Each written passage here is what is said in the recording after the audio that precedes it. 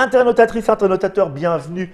Vous êtes dans l'émission Strip Track sur la Trick Track TV avec à mes côtés Monsieur Christophe, l'incroyable Monsieur Christophe, qui aujourd'hui vient présenter un de mes mangas. Ouais, voilà. On vient présenter un de tes choix que tu m'as fait découvrir. Un de mes choix, voilà.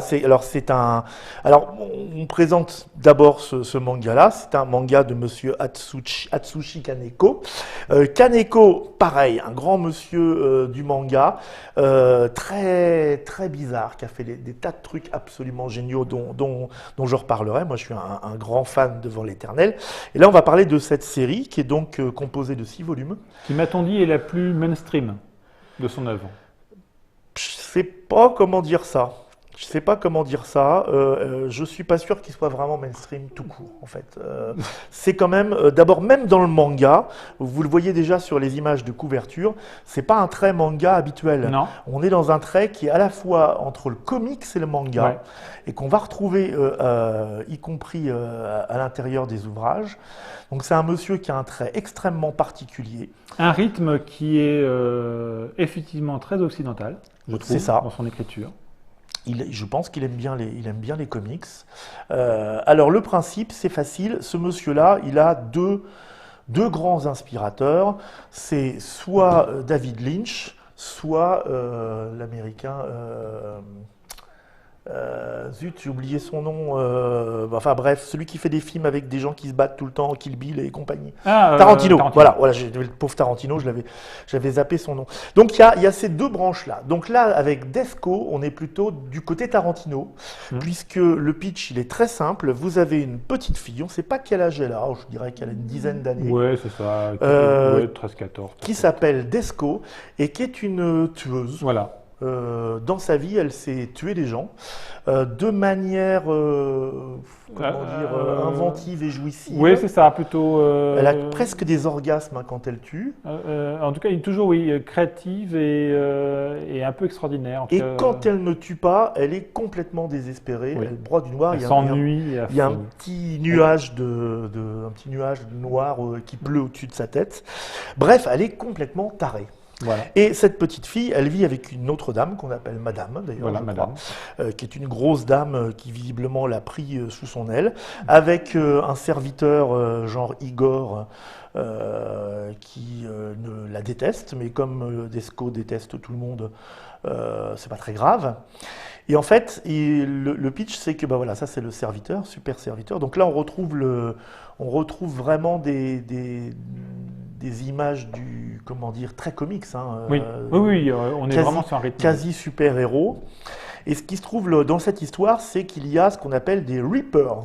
Donc les Reapers, c'est une société secrète où chacun peut y participer. C'est une société de tueurs à gages. Ouais, ils reçoivent des missions qui peuvent être recrutés de partout dans la société et qui ont comme spécificité d'avoir tous des looks absolument étranges. Ils se costument. C'est du cosplay, c'est du tueur à gages cosplay. Ouais, clairement. Donc il y a des bunnies, il y a des hard rock démons, il y a des petits lapins, il y a les tambours, bref. C'est absolument délirant. C'est extrêmement sanglant. Oui. Et donc, de temps en temps, ces gens-là reçoivent par téléphone, par texto, une cible à abattre, qui est en général un assez grand méchant. Alors, généralement, c'est ça. C'est pas des gens qui sont très fréquentables. Là, par contre, on n'est pas dans le Batman. Les méchants sont pas très typés. C'est-à-dire qu'eux-mêmes, ils ont des caractères particuliers, ils ont des entreprises particulières, voilà. Mais c'est pas les enfants de cœur quand même. C'est pas eux qui sont costumés, là, c'est les tueurs. Tout à fait. Ce qui rend le côté un peu plus grandiloquent. Moi, j'ai dit félinien presque, tu vois. Quasiment, oui, ça part dans tous les sens.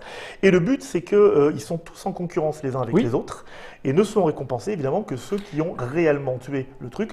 Autant vous dire que c'est des gigantesques débandades, parce qu'ils sont extrêmement nombreux, les Reapers. Mais justement, alors moi, j'ai pas lu l'intégralité de la série, mais au départ, normalement, ils sont censés avoir une seule mission, enfin être les seuls sur la mission. Et là, on arrive sur une énigme du fait où ils sont tous dessus. Voilà, ils sont tous dessus. Donc du coup, il y a même compétition entre eux pour savoir qui va buter la cible. Donc du coup, ils vont même se buter parfois entre eux. Oui, parce qu'ils s'énervent forcément, ils s'agacent.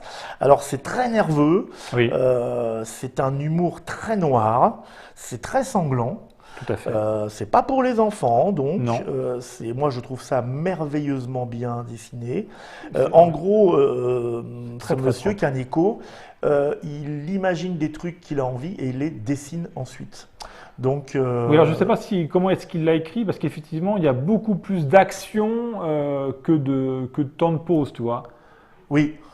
Finalement, on est plutôt dans, chaque fois, comme tu disais, Tarantino. Alors ça, c'est le cri préféré de Descos, c'est quand elle tue, c'est beuh. Voilà. Et effectivement, on est un peu comme dans certains Tarantino. On a les pom-pom girls de la mort. Où finalement, on est plus sur l'image un peu fantastique et extraordinaire, et dans le mouvement, l'action, etc., que dans la réflexion, honnêtement. Oui, il est là pour montrer des scènes d'action. Et donc, le principe de tueuse, c'est qu'elles vont tuer. Là elles se fritent avec les pom-pom girls. Les pauvres, elles ne vont pas durer longtemps. Sachant que Desco, c'est la meilleure. Et sachant qu'avant, en fait, on découvre que Madame, la grosse dame, n'était pas une grosse dame du tout, c'était une super nana canon, et c'était la tueuse la plus en vogue. Et en fait, elle l'a formée. Elle l'a formée parce qu'elle veut mourir de la main de Desco. Voilà.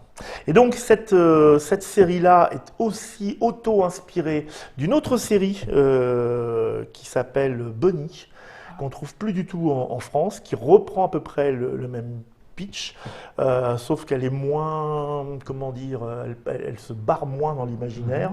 Mais Bunny, c'est pareil, c'est une jeune fille très gentille qui ne sait, enfin très gentille, non, elle n'est pas très gentille. Elle ne sait que tuer. Ouais, oui, voilà. Donc oui, le terme gentil. Donc le terme gentil, voilà, c'est quand elle va faire les et courses. Donc ça n'a rien de personnel. Ça n'a rien de personnel, non, c'est juste pour le plaisir. Voilà. Donc et elle se retrouve avec un petit garçon et un homme, et donc elle n'arrête pas de tuer. C'était imprimé en rose d'ailleurs à l'époque. Ça ne se trouve plus. Par contre, Desco, ça se trouve encore. C'est chez Casterman. C'est chez Casterman. Ça vient de se terminer. C'est en 6 volumes. Si vous aimez, imaginez que vous ne soyez pas très manga, mais plutôt comics. Là, il y a une espèce de passerelle. Vous ne retrouvez pas les codes secrets du comics. À l'intérieur, on n'a pas les petits trucs sur la tempe qui s'illuminent. Enfin bref, il n'y a pas tout le rituel, que mettent les mangaka quand ils ne savent pas très bien dessiner. Non, là, on est vraiment sur une œuvre occidentale. À part le sens, à part le sens de lecture, quelque part, donc, ça pourrait très bien être fait. Pareil, un procédé complètement naze, où le but c'est de tuer des gens, tout ça pour le bonheur du dessin. Voilà, en fait. C'est ça. D'un bout à l'autre, vous allez voir des gens se faire trucider, et c'est absolument réjouissant. Ne cherchez pas du 15e degré de réflexion intellectuelle. Non, c'est graphique. D'abord, c'est graphique. C'est gratuit. On sent que l'auteur s'éclate complètement dans tous ces personnages, et notamment cette petite fille qui est à la fois délicieuse et terriblement ignoble. Oui, parce que parfois, on a quand même des craintes et oui, il y a de la tension quand même, il y a du stress. Il y a du stress. Ouais. Voilà, donc c'était Desco de Atsushi Kaneko.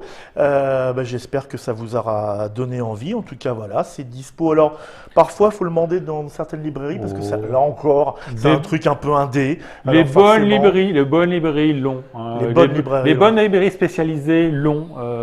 Les autres, vous savez ce qu'il vous reste à faire. Voilà, si vous voulez évaluer le professionnalisme de votre libraire spécialisé BD, demandez-lui donc Desco, vous verrez. Et moi, je propose qu'on termine par un bon BEA. 1, 2, 3, BEA.